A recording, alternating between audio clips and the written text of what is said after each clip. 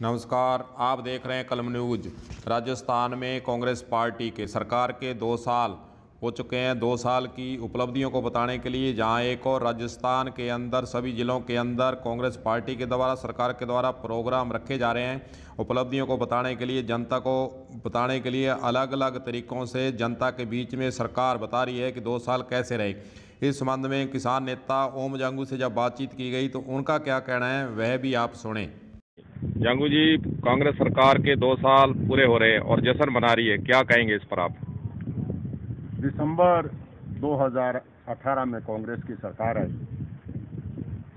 और 31 मार्च 2018 तक जिन किसानों ने अनुदान पर सिंचाई पानी बचाने के लिए डिगियां बनाई और उनका जो अनुदान था उसका पैसा आज तक राजस्थान सरकार, गहलोत की सरकार, कांग्रेस की सरकार किसानों को नहीं दे सकी। इसका मायने कि गहलोत की सरकार सत्ता में आने के बाद किसान की कोई चिंता नहीं करती, न उसके बारे में चिंतित है।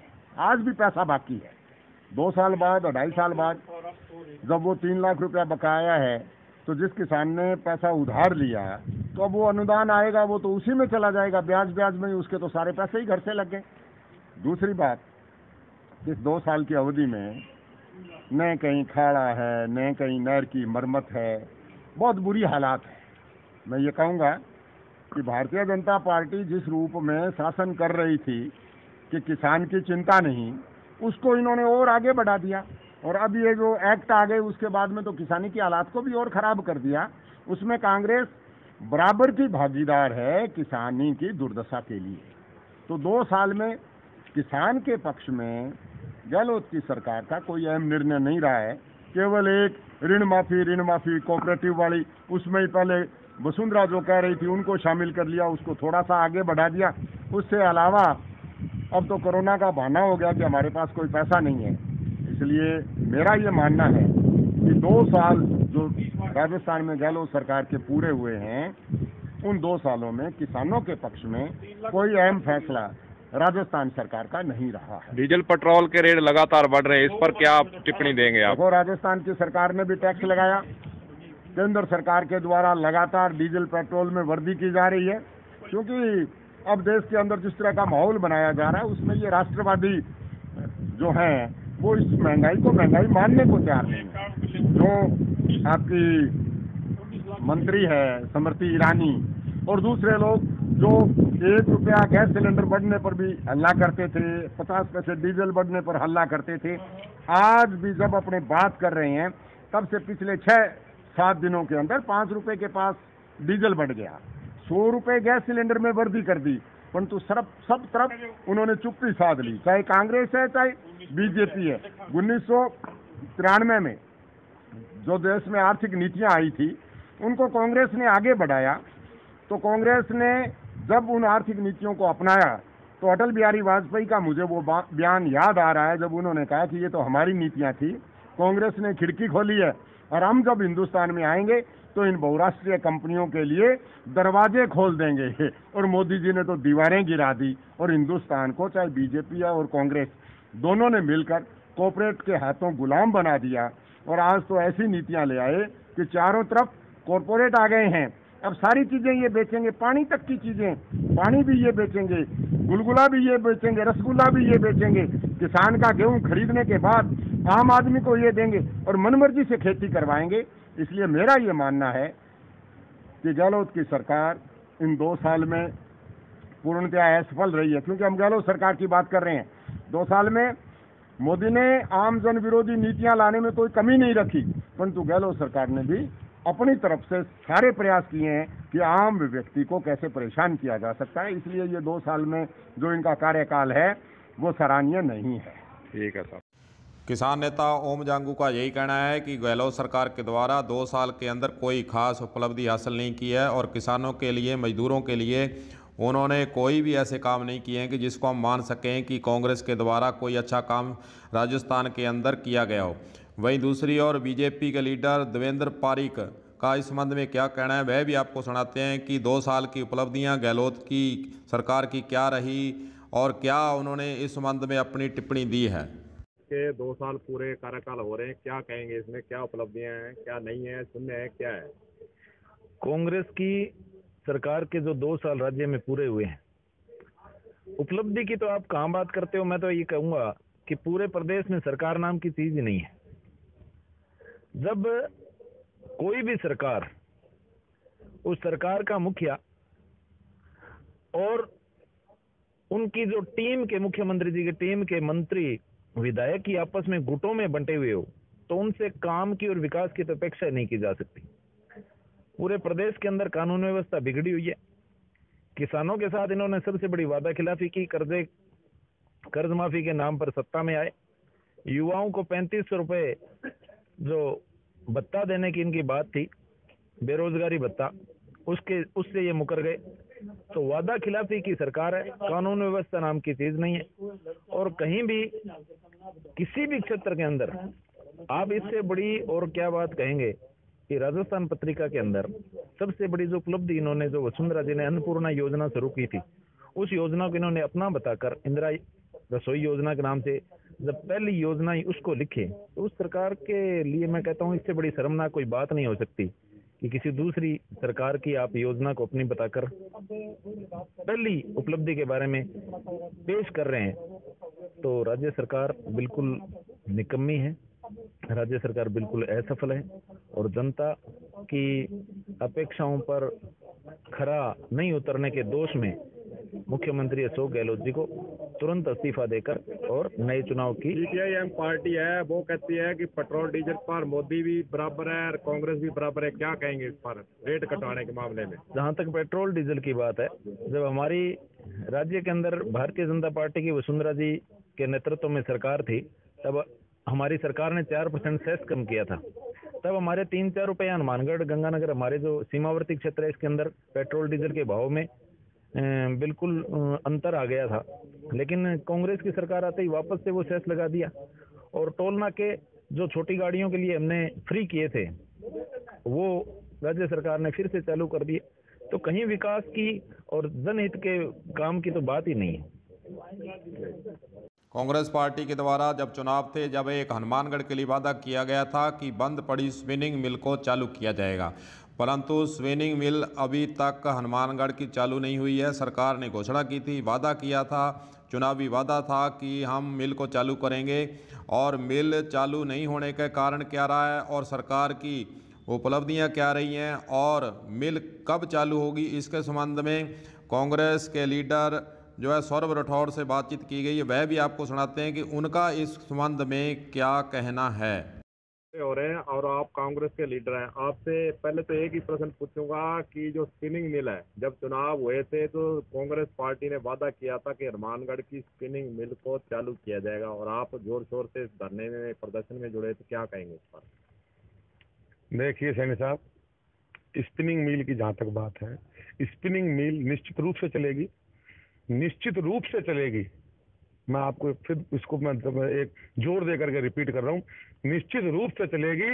मुख्यमंत्री जी स्पिनिंग मिल को चलाने के लिए एक कमेटी का भी गठन कर चुके हैं और हनुमानगढ़ की जो स्पिनिंग मिल है वो दूसरी इकाइयों से अलग होकर के चलेगी। हमारे जो क्षेत्र के विधायक हैं चौधरी साहब, वो भी निरंतर लगातार उसके लिए प्रयासरत है। मैं खुद मुख्यमंत्री जी से दिल्ली मिलकर के आया था जोधपुर हाउस में, ये जस्ट अपने कोरोना काल शुरू होने से 1-1.5 महीने पहले। सारी बात से मैंने उनको अवगत करवाया था और खुद स्पिनिंग मिल के, क्योंकि यहाँ पर जो हमारा एजुटेशन हुआ था उस समय गहलोत साहब आए थे, जब वो उस समय एक्स सीएम थे और बीजेपी का शासन था, उस समय जब यहाँ धरना लगा हुआ था। और मैं आपको ये बता देता हूँ कि गहलोत साहब ने 40 करोड़ रुपए पिछले कांग्रेस कार्यकाल के अंदर इस मिल को चलाने के लिए दिए थे और इसमें जो श्रमिक काम कर रहे थे उनका बोनस, उस समय उनको बोनस दिलाया, उनकी तनख्वाह बढ़ाई। गहलोत साहब मजदूरों, श्रमिकों और किसानों के लिए तो बिल्कुल अति संवेदनशील हैं और बिल्कुल वो कटिबद्ध है कि इस मिल को जरूर हर हालत में हम चलाएंगे और हम लोग भी इसके लिए कटिबद्ध है कि इस स्पिनिंग मिल को हर हालत में चलाया जाएगा। लेकिन 2 साल कांग्रेस के पूरे हो चुके हैं और अभी तक इसका चलाने का कोई आदेश नहीं है, कुछ नहीं। कैसे आप मान रहे हैं, कैसे जनता मानने, मजदूर मानने की मिल चलेगी? मैं आपको बताऊं, जो हमारे इस स्पिनिंग मिल के अंदर जो हमारे श्रमिक साथी थे, जिनको रिवर्स डेपुटेशन पे भेजा गया था अलग अलग विभागों में, उनके स्थायी समायोजन की प्रक्रिया शुरू हो चुकी है। कुछ हमारे साथी जो हैं उनको, जो हमारे श्रमिक साथी हैं उनको स्थायी रूप से समायोजित उनको किया जा चुका है, और जल्दी ही जो हमारे बकाया हमारे जो श्रमिक साथी हैं उनका स्थायी समायोजन सभी पंचायती राज में और अन्य स्वशासित संस्था है हमारी और पंचायती राज हैं, पंचायती राज विभाग में, इनमें जल्द से जल्द इनका समायोजन, सभी श्रमिकों का स्थायी समायोजन, रिवर्स डेपुटेशन पर तो अभी चल रहे हैं वो, लेकिन स्थायी समायोजन जल्द से जल्द करवा दिया जाएगा और उसके तुरंत बाद में मिल को चालू कराने की जो प्रक्रिया है उसको शुरू कर दिया जाएगा और जल्द से जल्द ये मिल चलेगी। कांग्रेस पार्टी के 2 साल की क्या रही उपलब्धियां और हनुमानगढ़, खास करके हनुमानगढ़ के लिए क्या उपलब्धि रही, इस संबंध में जब CPIM के रमेश्वर वर्मा से बातचीत की गई तो उनका क्या कहना है कि कांग्रेस के 2 साल किस प्रकार के रहे, आइए वह भी आपको सुनाते हैं। कांग्रेस में और बीजेपी के राज में कोई फर्क नहीं है। लोग ये कह रहे हैं पहले बीजेपी के राज था, अब कांग्रेस का है, सिर्फ उन्हीं नीतियों पे चल रही हैं। अभी पहली उपलब्धि जो बताई है उन्होंने, उसमें ये बताया है कि ये इंदिरा रसोई जो है हमारी पहली उपलब्धि है, जबकि पहले अन्नपूर्णा रसोई चल रही थी। वही स्थिति है, जिनको पहले लाभ मिल रहा था नाम निहाज का, वही आज मिल रहा है, इसमें कुछ नहीं है। एक बात जरूर है कि बड़े कारखानों की बिजली 2 रुपये सस्ती की है, आम उपभोक्ता की बिजली 1 रुपया महंगा की है, जबकि कोरोना काल चल रहा है, लोगों के रोजगार गए हैं, लोग बड़े परेशान हुए हैं, लोगों को खाने के लाले पड़ रहे हैं। उस वक्त में आप जो है बिजली जो है 1 रुपया बढ़ा के ले रहे हैं, उनको माफ़ करने के बजाय बढ़ा के ले रहे हैं। दूसरा ये है कि जो मजदूर हैं उनके लिए आपने हमारी हनुमानगढ़ की मिल थी उसको बंद किया था, जो है उसके खिलाफ यहाँ कांग्रेस के लोग लड़ रहे थे, आज वो मिल वापस जो है बंद पड़ी है। कांग्रेस ने वादा किया था कि कांग्रेस आएगी तो मिल चालू करेंगे। यहाँ विधायक जी उस आंदोलन में खुद 1-2 बार आए थे, उन्होंने कहा था चालू करेंगे, पर वो मिल उसी तरह से जो है बंद पड़ी है। जो योजना पे आधारित श्रमिक हैं और विशेष तौर से दोपहर का भोजन बनाने वाली जो माताएं हैं, जो हमारे भोजन बनाते हैं, पुरुष भी हैं, बड़ी संख्या महिलाओं की है, उनका 8-9 महीने से उनको तनख्वाह नहीं मिली और 1200 रुपया महीना दे रहे हैं। इन्होंने भी कुछ में बढ़ा के नहीं किया। जो बीजेपी की योजनाएं थी उसी तरह से लागू हो रही हैं। उसके अलावा है कि हमारे हरियाणा में और पंजाब के अंदर पेट्रोल जो है वो सस्ता मिल रहा है। हमारे यहाँ पेट्रोल की कीमत लगातार बढ़ती जा रही है और उसी हिसाब से बढ़ रही है। 10 रुपये का फर्क आ गया।